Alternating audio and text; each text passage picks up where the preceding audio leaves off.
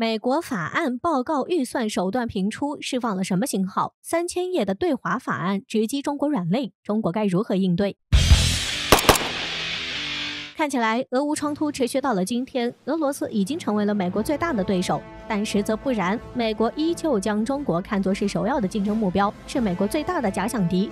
为什么这么说？从近日美国一天内出台了3个新政策，我们就能看出端倪。首先是3月28号，美国参议院批准了一项名为《2022年美国竞争法》的法案。这一法案洋洋洒洒，总共有3000多页，其核心就是在全球领域与中国抗衡。法案内容主要是美国要加强国内市场的供应链、先进技术的研发以及高端科学研究，以此来提升美国的竞争力，并为此拨款3000亿美元，其中520亿美元用于补贴美国的半导体制造行业以及计算机关键组件的研究和制造。这与之前美国贸易代表的发言如出一辙，中国在国际社会的影响力越来越大，对全球贸易的影响也是逐渐加强。美国认为自身的霸权主义受到了威胁，所以美国企图修改国际市场的游戏规则，重新掌握主动权。美国贸易代表也表示，美国要敦促中国帮助中国进行改革以及变革。美国不希望袖手旁观地等中国做决定，很多事情得透过现象看本质。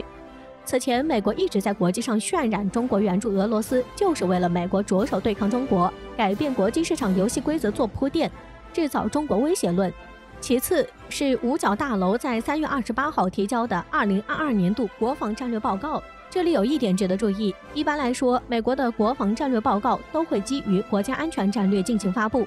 但这次美国明显抢跑，在国家安全战略还未出台的情况下，仓促地发布了国防战略报告。这份报告直接开门见山，第一栏的第1条内容就是应对中国日益增长的多领域威胁，并强调了所谓中国对美国发起的挑战是优先事项，其次才是俄罗斯在欧洲的举动，最后是美国白宫在同一天公布的2023财年预算方案。这方案我们在之前也讨论过了，8133亿美元的国防预算，可以见得美国未来将会加大力度与中国对抗。同一天，3个政策相继出台，就是直接将矛头指向中国，瞄准中国的软肋，在经济领域和安全领域表现出强烈的对华欲望，同时联合印太地区的盟友国组成抗中联盟，进一步遏制中国的发展。这是在经济方面，在安全方面，美国要加大自身3位一体核打击能力，同时遏制中国核力量的发展。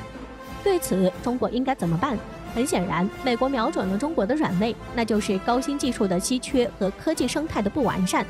而美国在这方面确实是世界第一的存在。美国正是想用自身长处来攻击中国短处，留给中国韬光养晦的时间不多。美国对于自己的衰落心知肚明，所以才更会在未来加大对于中国的遏制。但同样的，中国也深知自身的薄弱。中国正处在从科技大国向科技强国迈进的关键阶段，科技创新、自主研发在外部的竞争压力下显得更为重要。